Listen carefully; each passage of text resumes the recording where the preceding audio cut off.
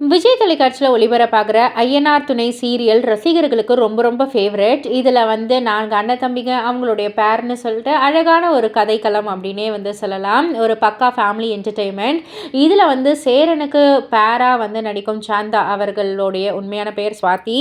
So இவங்க வந்து சமீபத்தில் வந்து ஒரு விஷயத்தை வந்து பகிர்ந்திருக்காங்க. அதாவது அவங்க லைஃப்பில் ஒரு ஏஞ்சல் இருந்ததாக வந்து சொல்லியிருக்காங்க.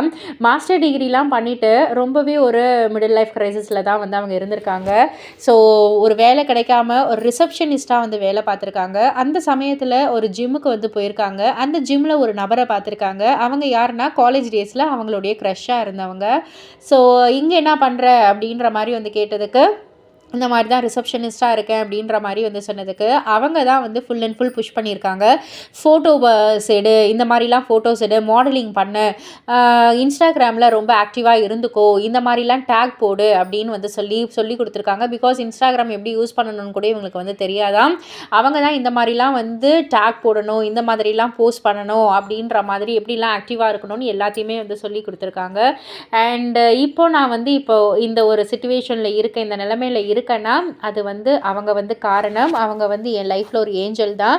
பட் ஆனால் இப்போ வந்து பேசிக்கிறது இல்லை, பிரேக்கப் ஆகிடுச்சு. பட் இருந்தாலும் என்னை வந்து ஒரு லைஃப்பில் ஒருத்தவங்க வந்து வேணும் இல்லையா, புஷ் பண்ணுறதுக்கு அண்ட் ஒருத்தவங்கள ஒரு நல்ல ஒரு இதுக்கு கொண்டு வர்றதுக்கு, அது வந்து முழுக்க முழுக்க அவங்க தான் வந்து காரணம். நான் இப்போ இருக்கிற இதில் வந்து ஒரு டாட் யாருன்னா அவங்க தான். அது நான் வந்து என்றைக்குமே மறக்க மாட்டேன். கடைசி வரைக்கும் வந்து நான் மறக்கவே மாட்டேன் அப்படின்ற மாதிரியான ஒரு விஷயத்தை தான் அவங்க பகிர்ந்துக்கிட்டாங்க.